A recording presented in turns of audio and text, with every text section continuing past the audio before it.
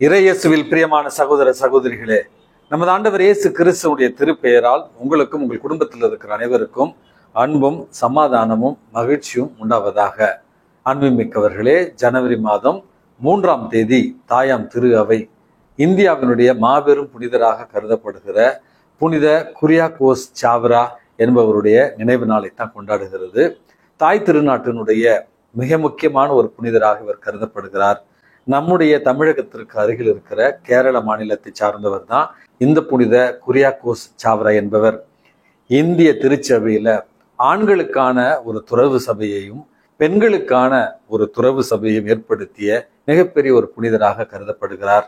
இவர் தொடங்கிய அமல அன்னையினுடைய கார்மேல் சபை துறவிகள் உலகம் முழுவதும் இன்றைக்கு கல்வி பணியையும் மருத்துவ பணியும் சமூக பணியும் செய்து கொண்டிருக்கிறார்கள். பெண்களுக்கென தனிப்பட்ட முறையில் தொடங்கப்பட்ட கார்மல் சபை கன்னியர்களும் உலகம் முழுவதும் கல்வி பணியையும் மருத்துவ பணியையும் சமுதாய பணியையும் இன்றளவும் செய்து கொண்டிருக்கிறார்கள். அன்புமிக்கவர்களே, இந்திய திருச்சபையில 19வது நூற்றாண்டுல மிகப்பெரிய ஒரு மறுமலர்ச்சி ஏற்படுத்திய ஒரு புனிதராகத்தான் இந்த புனித குரியாகோஸ் சாவ்ரா அறியப்படுகிறார். நமது இந்திய புனிதரான இந்த புனித குரியாகோஸ் சாவ்ரா தான் வாழ்ந்த அந்த ஒரு காலகட்டத்திலேயே சமுதாயத்துல புரட்சியை ஏற்படுத்தும் வண்ணமாக மறைக்கல்வியை போதித்திருக்கிறார். எல்லா பங்குகளிலும் கல்வி நிறுவனங்களை ஏற்படுத்தியிருக்கிறார். அந்த கல்வி நிறுவனங்கள்ல மாணவ மாணவியருக்கு மதிய உணவு திட்டத்தை தொடங்கி வைத்து வரும் இந்த புனித குரியாகோஸ் சாவ்ரா என்று அறிகிறோம்.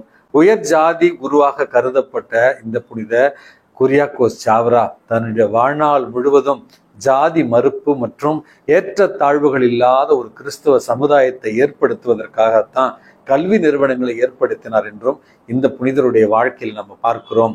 இந்த புனிதருடைய பரிந்துரையால் நம்முடைய வாழ்வுல கூட சமுதாய ஏற்ற தாழ்வுகள் இல்லாத ஒரு சமுதாயத்தை ஏற்படுத்திடவும் எல்லோருக்கும் கல்வி கிடைத்திடவும் சமுதாயத்துல குரலற்றவர்களுக்காகவும் ஏழை எளியவர்களுக்காகவும் நாமும் பணி செய்திட இந்த புனித குரியாகோஸ் சாவ்ராவினுடைய பரிந்துரையால் மன்றாடி ஜெபிப்போம். அன்புமிக்கவர்களே, ஜனவரி மாதம் 3ஆம் தேதி மிக முக்கியமான ஒரு நாள். என்ன நாள் என்று நீங்கள் யோசிக்கலாம். இயேசுவினுடைய திருப்பெயரை நினைவு கூறுகிற ஒரு தினம். இயேசுவின் நாமம் இனிதான நாமம், இணை இல்ல நாமம், இன்ப நாமம், பாவத்தை போக்கும் பயம் அதை நீக்கும், பரம சந்தோஷம் பக்தருக்கு அளிக்கும். இயேசுவின் நாமம் இனிதான நாமம், இணை இல்ல நாமம், இன்ப நாமம். பழைய பாடல். இந்த பாடலை நினைவு கூறுகிற ஒரு அழகான தினமாகத்தான் கத்தோலிக்க திருச்சபையில இன்றைக்கு நமது ஆண்டவர் இயேசு கிறிஸ்துவனுடைய திருப்பெயரை நினைவு கூறுகிற ஒரு தினமாக நம்ம கொண்டாடுகிறோம். லூக்கா நற்செய்தியில 1 மற்றும் 2வது அதிகாரங்களில இயேசுடைய பிறப்பை ஒட்டிய நிகழ்வுகள் நமக்கு கொடுக்கப்பட்டிருக்கிறது. இயேசு பிறந்த 8வது நாள், இயேசுடைய பிறப்பிற்கு பிறகு 8வது நாள் விருத்த சேதனம் செய்வதற்காக இயேசுவை கோயிலுக்கு கொண்டு சென்றார்கள். இயேசுவை காணிக்கையாக ஒப்பு கொடுக்கிறார்கள். அதனுடைய ஒரு குறியீடாகத்தான் 2 மாடப்புறாக்களையும் கடவுளுக்கு அவர்கள் காணிக்கையாக கொடுத்தார்கள். இயேசுனுடைய பிறப்பிற்கு முன்பே கபிரியேல் தூதர் அறிவித்தவாறே புதிதாக பிறக்கிற குழந்தைக்கு இயேசு என்னும் பெயரிடுவீர் என்கிற அந்த வார்த்தைக்கு இணங்க நமது ஆண்டவர் இயேசு கிறிஸ்துவுக்கு எல்லா பெயர்களுக்கும் மேலான பெயராக பிலிப்பியருக்கு எழுதிய திருமுகத்துல 2வது அதிகாரம் 9வது திருவசனம் 10வது திருவசனத்துல எல்லா பெயர்களுக்கும் மேலான பெயர், இன்னுலகோர் மண்ணுலகோர் இவர்களுக்கு மேலான பெயராகத்தான் இயேசுனுடைய திருப்பெயர் கொடுக்கப்பட்டிருக்கிறது. அன்புமிக்கவர்களே, நம்முடைய அன்றாட வாழ்வுல இந்த இயேசுனுடைய திருப்பெயரை நம்முடைய சுயநலத்திற்காகவும் பொய் சத்தியங்களுக்காகவும் பயன்படுத்திய தேவ நிந்தைக்காக கடவுளிடத்துல முதல்ல நம்ம மனமாற மன்னிப்பை கேட்போம்.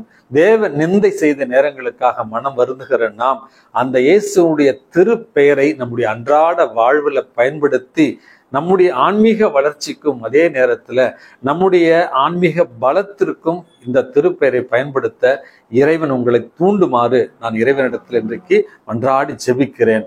அன்புமிக்கவர்களே, வரலாற்றுல நம்ம பார்க்கிற பொழுது கிளேவாக்ஸ் நகரத்தினுடைய புனித பெர்னார்டு அப்படி என்கிற ஒரு மாபெரும் புனிதர் இருக்கிறார்.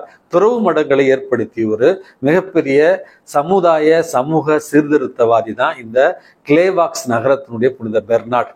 அவர் இயேசுவனுடைய திருப்பெயரை பயன்படுத்தி தன்னுடைய வாழ்க்கையில மிகப்பெரிய ஒரு அதிசயத்தை கண்டு கொண்டதால தான் துறவு சபைக்கு வந்ததாகவும், அந்த துறவு வாழ்வு முழுவதும் இயேசுடைய திருப்பெயரை அதிகமாக மக்களிடையே கொண்டு சேர்த்தவரும் இந்த கிளேவாக்ஸ் நகரத்தினுடைய புனித பெர்னார்டு என்று நம்ம அறிகிறோம்.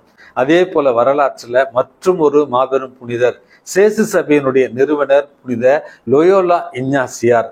தன்னுடைய சபைக்கு சேசு சபை என்று பெயர் வைப்பதற்கான காரணமே இயேசு என்கிற திருப்பெயரால் தன்னுடைய வாழ்க்கையில அவர் கண்டுகொண்ட தான் உணர்ந்த அதிசயங்களுக்கு பிரதிபலனாகத்தான், ஒரு நன்றி அறிதலாகத்தான் தன்னுடைய துறவு சபைக்கு சேசு சபை அல்லது ஜெஸ்விட்ஸ் அப்படிங்கிற பெயரை இட்டாராம். அதே போல பாதிரே பியோ, புனித பாதிரே பியோ இத்தாலி தேசத்துல 19வது நூற்றாண்டுல வாழ்ந்த ஒரு மாபெரும் புனிதர். இயேசுனுடைய 5 காயங்களை வரமாக பெற்றவர். அவரிடத்துல ஒரு பாவியான ஒருவர் மனம் திரும்புதலுக்காக ஒப்புரவு அருட்சாதனம் பெற வந்த நேரத்துல உடல் நோயினால் அவதிப்பட்ட அவருக்கு புனித பாதிரே பியோ சொன்ன வார்த்தை, இயேசுனுடைய திருப்பெயரை உச்சரித்து பார், அதிசயங்கள் என்னவென்று காண்பாய் அப்படின்னு சொன்ன பிறகு இயேசுனுடைய திருப்பெயரை உச்சரித்து அந்த பாவியாக இருந்தவர் உடல் நலத்தையும் ஆன்ம நலத்தையும் பெற்று நிறைவாக வாழ்ந்தார் என்றும் புனித பாதிரே பியோ அவர்களுடைய வாழ்க்கையில நம்ம பார்க்கலாம். அன்புமிக்கவர்களே, 5-6 ஆண்டுகளுக்கு முன்பாக எனக்கு ஒரு மிகப்பெரிய ஒரு உடல் நோய் ஏற்பட்டது என்று சொல்லி இருக்கிறேன். சிஎம்சி மருத்துவமனையில நான் அறுவை சிகிச்சை செய்யப்பட்ட பொழுது இந்த திருப்பெயரை பயன்படுத்தி தான் பூரண சுகம் அடைந்தேன் என்பதையும் உங்களுக்கு சாட்சியமாக கூற விரும்புகிறேன். ஆகவே இயேசுனுடைய திருப்பெயரை கொண்டாடி மகிழ்கிற நாம் நம்முடைய அன்றாட வாழ்வுல ஆன்மீக பலம் பெறுவதற்காகவும், உடல் நலன் பெறுவதற்காகவும், ஆன்ம நலன் பெறுவதற்காகவும், நம்முடைய பாவங்களுக்கு பரிகாரமாகவும் இயேசுவனுடைய திருப்பெயரை பயன்படுத்தி ஒவ்வொரு நாளும் ஆசீர்வாதங்களை பெற்றுக்கொள்ள இறைவனிடத்துல இன்றைக்கு மன்றாடி ஜெபிப்போம். எல்லாம் வல்ல இறைவன் தந்தை, மகன், தூய ஆவி உங்களையும் உங்கள் குடும்பத்தில் இருக்கிற அனைவரையும் நிறைவாக ஆசீர்வதித்து பாதுகாத்து வழி நடத்துவாராக. ஆமென்.